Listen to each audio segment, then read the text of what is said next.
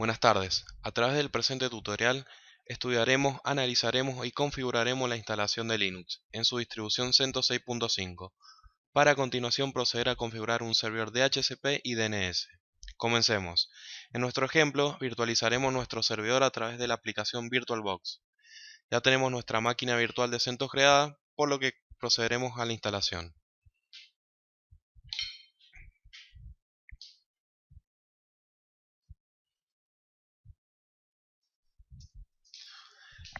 CentOS es una distribución mantenida por la comunidad y derivada de los paquetes fuentes liberados al público por Red Hat para Red Hat Enterprise Linux. De tal forma, CentOS está enfocado en ser operacionalmente compatible con Red Hat Enterprise Linux. El proyecto CentOS principalmente cambia paquetes para eliminar las marcas comerciales y trabajos artísticos de Red Hat. La redistribución de CentOS Linux es libre y no hay que pagarlo. Cada versión de CentOS es mantenida por 10 años por medio de actualizaciones de seguridad. Una versión nueva de CentOS es liberada aproximadamente cada 2 años y cada versión de CentOS es periódicamente actualizada para incorporar nuevo hardware. Esto resulta en un entorno Linux seguro, de bajo mantenimiento, confiable, predecible y altamente recomendable para servidores, como pueden ser un servidor web Apache, MySQL, DHCP, DNS, Samba, Sendmail, entre otros. En la pantalla que estamos visualizando nos solicita si queremos hacer una comprobación de disco. En este caso le daremos Skip.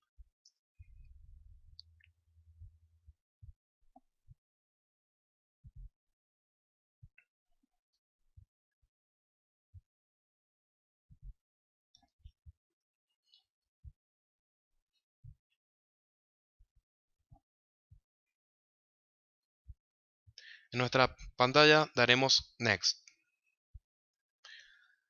Seleccionaremos el lenguaje que queremos para nuestro sistema. En este caso, Spanish, español. Damos Next nuevamente.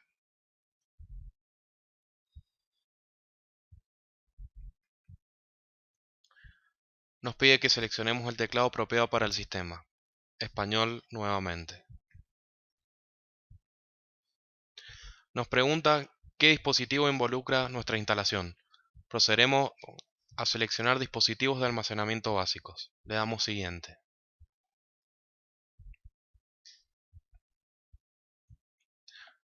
Nos aparecerá esta ventana de advertencia a la que le pondremos sí descarte todos los datos.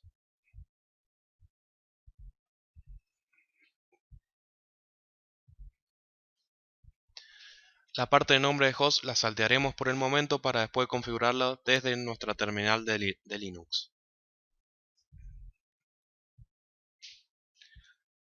Seleccionamos la ciudad donde nos encontramos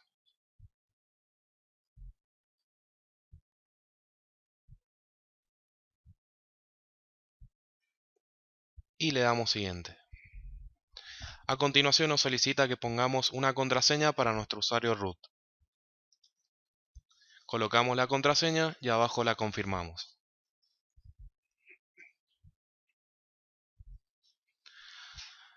Nos aparece una ventana de advertencia en donde nos dice que nuestra contraseña es débil. Siempre es recomendable realizar una combinación de números y letras para nuestra contraseña. En nuestro caso, le pondremos utilizar de todos modos. A continuación nos va a preguntar qué tipo de instalación deseamos. Vamos a seleccionar crear un diseño personalizado.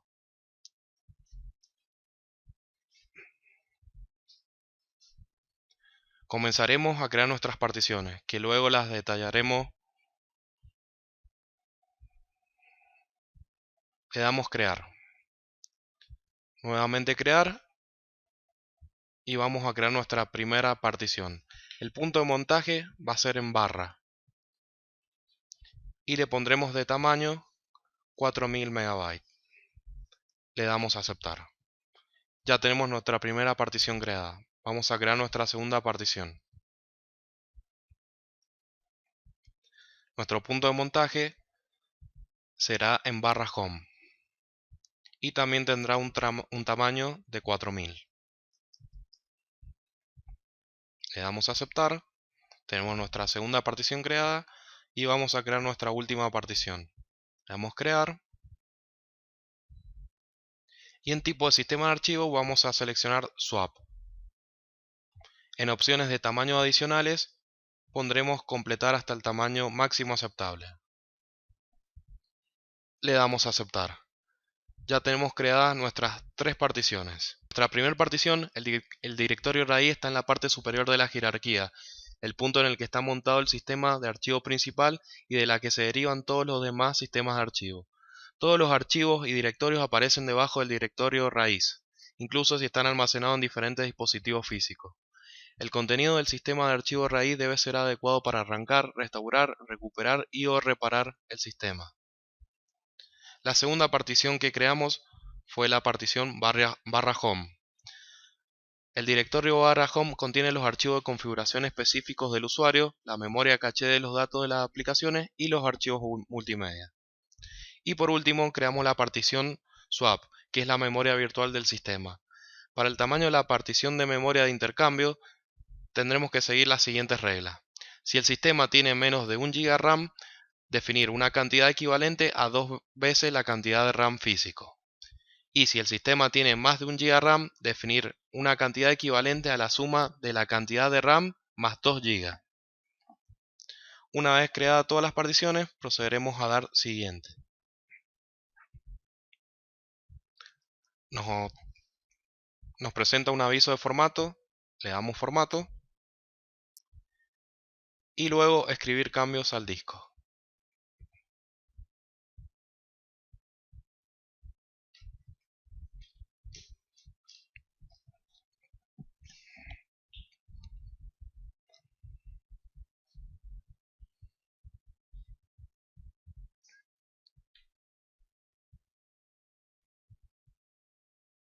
Nos aparece esta ventana que estamos visualizando, a la cual le damos directamente siguiente.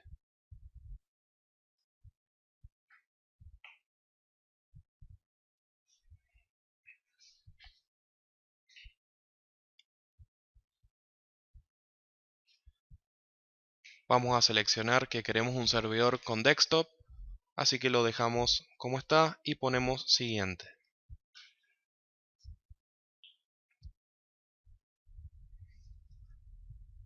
En este momento podemos visualizar que ha comenzado nuestro proceso de instalación. ¿Por qué elegir Linux y no Windows? Vamos a analizar algunas de las características. Linux es un sistema multiusuario avanzado. El usuario en Linux con más privilegios es el administrador, root. Puede realizar cualquier tipo de acción sobre el sistema operativo. El resto de los usuarios reciben solo una porción de permisos. Por este motivo, si un usuario con permisos limitados es infectado por un virus, solo se infectará la porción del sistema operativo al que el usuario tenga acceso. En consecuencia, el máximo que puede producir la infección es modificar o robar archivos y configuraciones sin afectar el funcionamiento del sistema operativo como un todo. En Windows, las aplicaciones de usuario, como por ejemplo Internet Explorer, tienen acceso a todo el sistema operativo. ¿Qué problemática nos puede generar?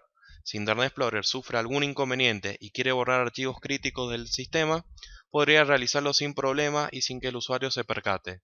En Linux, en cambio, el usuario tendría que configurar explícitamente la aplicación para que corriese como root para introducir el mismo nivel de vulnerabilidad. Por otra parte, supongamos que un usuario de Windows entra al directorio c2./windows e intenta eliminar archivos esenciales del sistema. Podrá realizarlo sin ningún tipo de impedimento. En Linux esto no sucede, ya que utiliza una administración de privilegios inteligente por el cual siempre el usuario que quiera realizar alguna modificación se le pedirá la contraseña de root. Windows presenta problemas de capa de seguridad, es decir, una aplicación de alto nivel como un explorador de Internet o un procesador de texto están unidos y pueden acceder a las capas más bajas del sistema operativo, con lo cual la más pequeña vulnerabilidad puede dejar expuesto a todo el sistema. Otra característica muy importante es la mejor configuración por defecto. La configuración por defecto de todas las distribuciones de Linux es mucho más segura que la configuración por defecto de Windows. Este punto guarda relación con lo mencionado con anterioridad. En todas las distribuciones de Linux, el usuario tiene privilegios limitados, mientras que en Windows el usuario casi siempre tiene permisos de administrador. Otra característica, Linux es mucho más asegurable.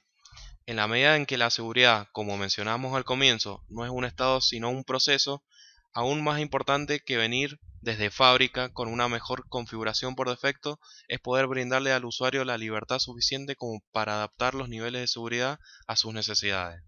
En este sentido, Linux no es solo reconocido por su enorme flexibilidad, sino por permitir ajustes de seguridad que serían imposibles conseguir en Windows. Este es uno de los grandes motivos por los que grandes empresas optan por una distribución de Linux antes que una de Windows para sus servidores.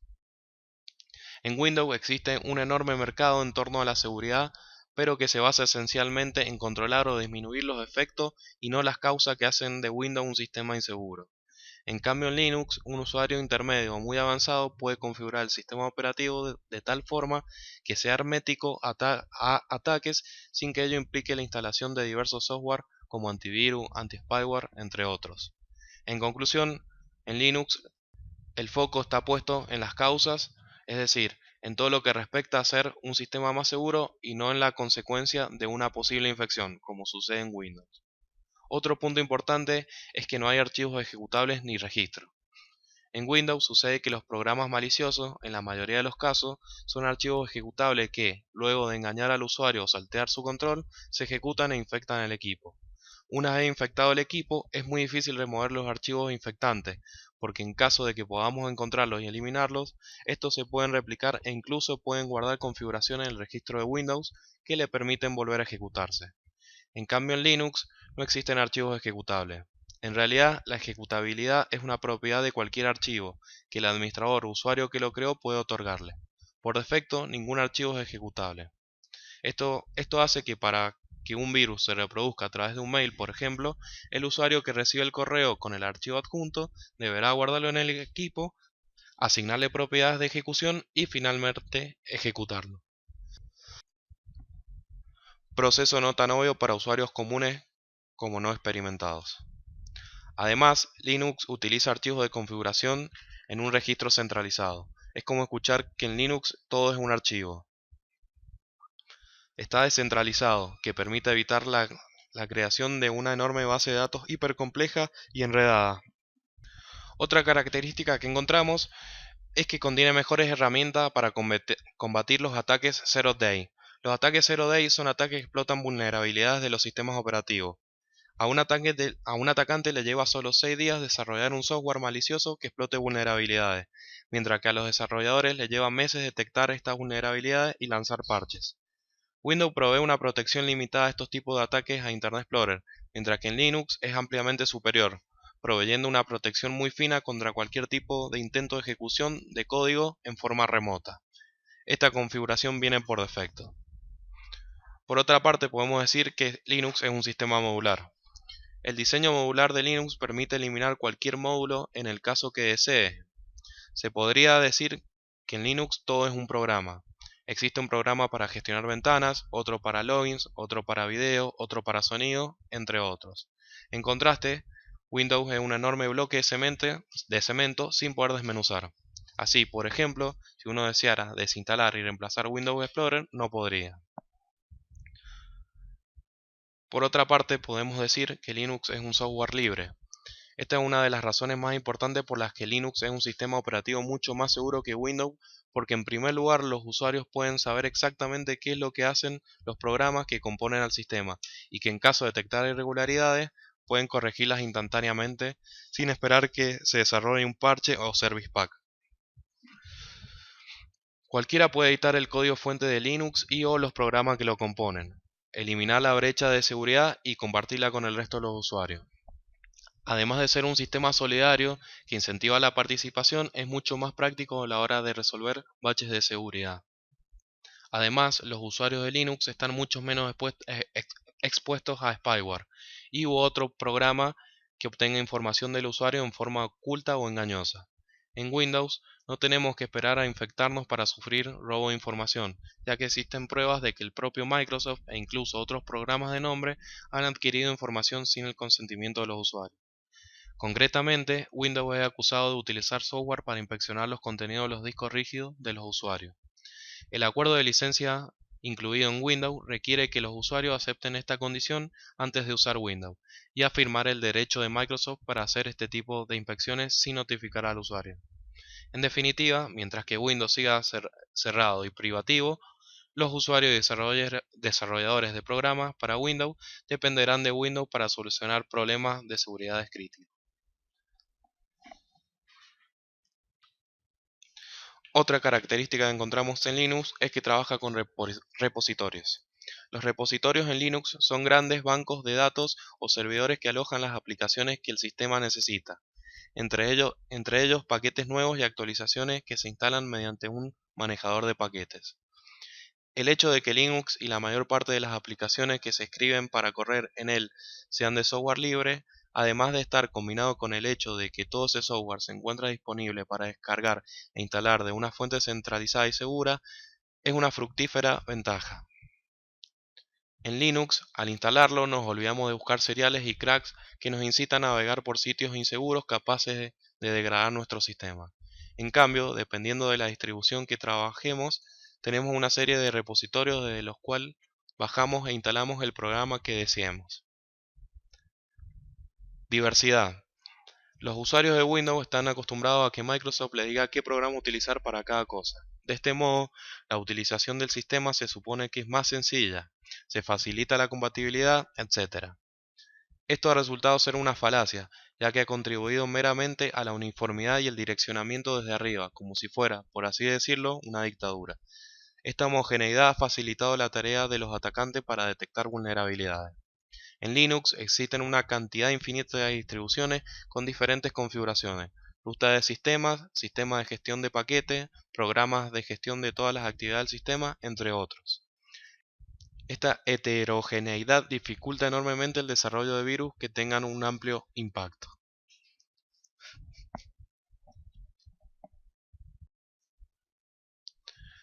Una vez finalizada la instalación, veremos la siguiente pantalla.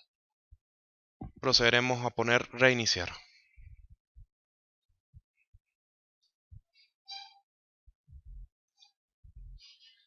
Ponemos que estamos de acuerdo con el acuerdo de licencia. Esta parte la vamos a ver, vamos a dar adelante. Le decimos que estamos seguros que deseamos continuar. Seleccionamos la fecha correspondiente y presionamos adelante. Nos aparecerá un mensaje de error, el cual debemos ignorarlo. En último paso damos finalizar.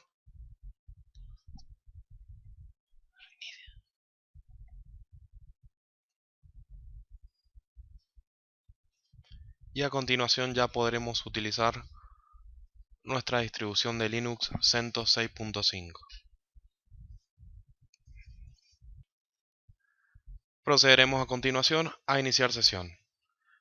El usuario es root, damos enter y nos pedirá la contraseña que es la que colocamos en el proceso de instalación. Tenemos nuestra máquina Linux disponible para trabajar. Al realizar nuestra configuración a través de un servicio virtualizado, es importante comprobar la MAC de la máquina virtual con la que otorga VirtualBox. Para eso iremos a Aplicación,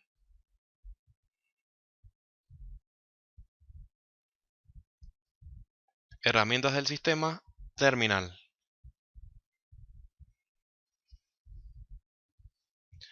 Ya estamos logueados como root, así que procederemos a poner ipconfig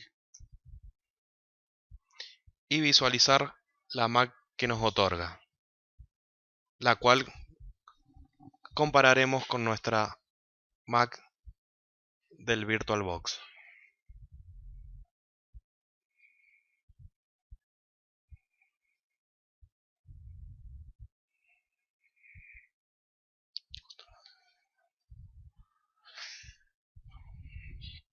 Como podemos ver, nuestras MAC coinciden, así que ya podemos proceder con los siguientes pasos.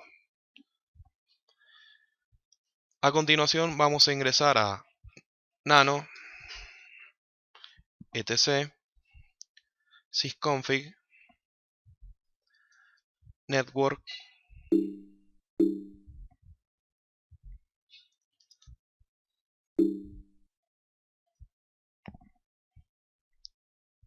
IFC ETH0.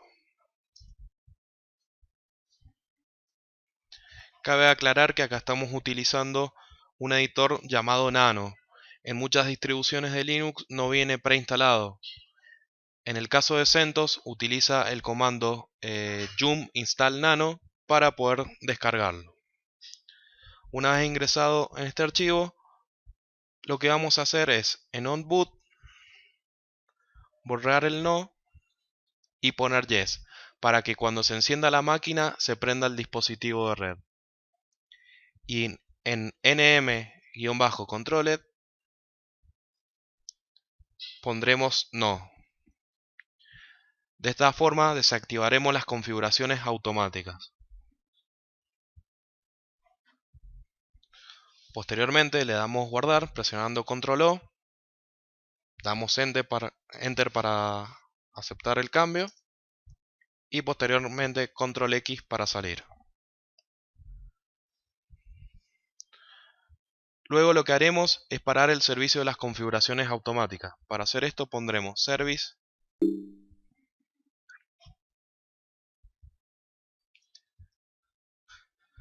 network manager stop.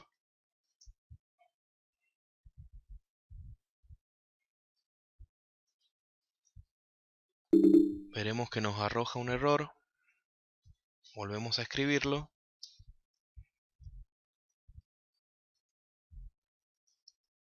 Stop. Ahora sí, hemos detenido el demonio de Network Manager. Posteriormente ingresaremos a chkconfig network manager off. De esta forma deshabilitamos las configuraciones automáticas definitivamente. Por último, lo que haremos es colocar rm-r /etc /udeb rules.dev /70-persist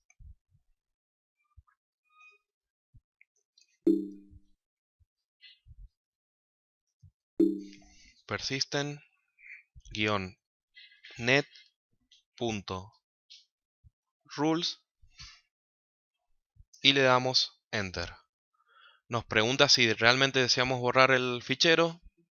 Le damos que sí y el fichero queda borrado. En este fichero se encuentran guardadas las configuraciones iniciadas al bootear, que tenían configuraciones erróneas. Al realizar modificaciones debemos borrar todo el contenido del registro.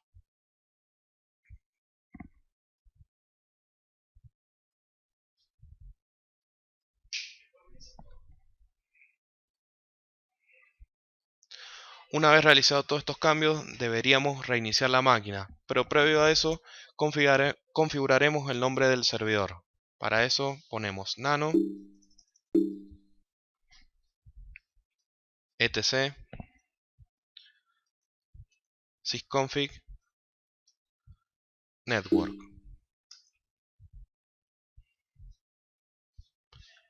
En donde tenemos hostname que dice localhost.localdomain, borramos y ponemos servidor. Presionamos control O para guardar, damos enter para sobreescribir y por último control X para salir del editor. Una vez realizados estos pasos, procederemos a reiniciar el sistema presionando init espacio 6.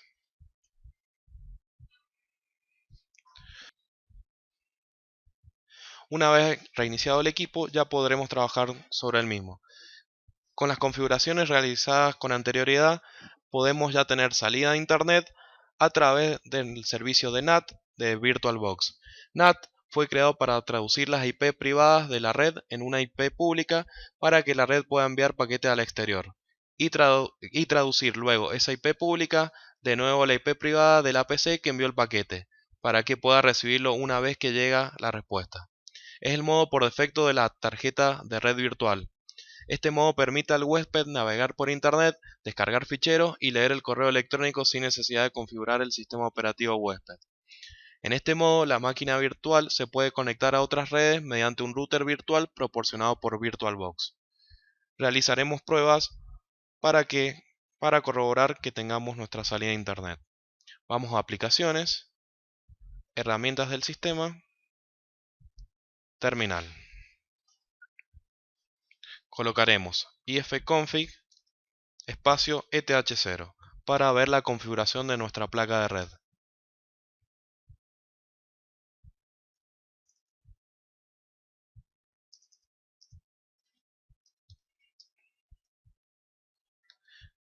Como podemos observar, VirtualBox nos ha entregado la IP 10.0.2.15.